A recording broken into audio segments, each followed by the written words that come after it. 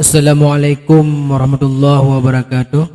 Waalaikumsalam warahmatullahi wabarakatuh. Katuk dalam nukunas.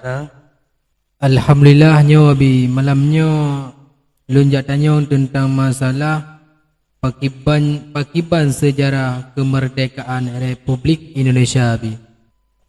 Benar.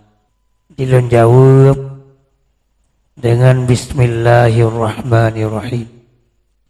Alhamdulillahi Rabbil Alamin. Asyhadu an la ilaha illallah wa asyhadu anna Muhammadar Rasulullah. Allahumma salli wa sallim wa barik ala sayyidina Muhammadin wa ala alihi wa sahbihi azwajihi wa dzurriyyatihi ila yaumiddin. Amma ba'd. Kemudian alhamdulillah Pak Uro yang berbahagianya Katuk Dukun Nasruddin Ngiyak tanyong Mbak Ulun tentang sejarah kemerdekaan Republik Indonesia sebagai memperingati hari ulang tahun kemerdekaan Republik Indonesia. Jadi ulun jawab dengan cara ringkas Dukun Nasruddin. Jadi tanggal 17 Agustus tahun 1945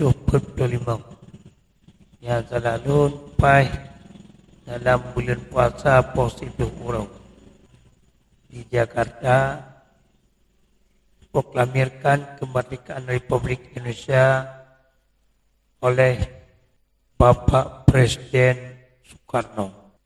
Kemudian bahwa dia proklamirkannya Jepang memang kai cubit dalam negara Indonesia. Bahwa dia tentara Belanda, negara Belanda, diteput tentara Jepang hanali di Indonesia, dikembalilah ke Indonesia. Kon tentara Belanda mentang ya, bersama-sama dengan tentara sekutunya. Luar biasa. Perang luar biasa. Yang sekitar 1000 sekitar itu era 47 menanya selalu. Jadi perang berkecamuk di mana-mana. Suara takbir di mana-mana. Akhirnya seluruh daerah Indonesia karut malam Jarwa Belanda. Surabaya rut dalam Jarwa Belanda. Jogja juga rut dalam Jarwa Belanda.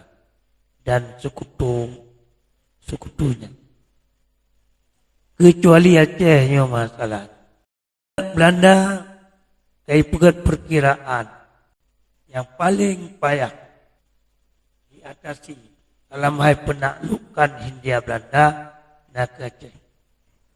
Maka Aceh hajit namong libat agresi kedua oleh Belanda.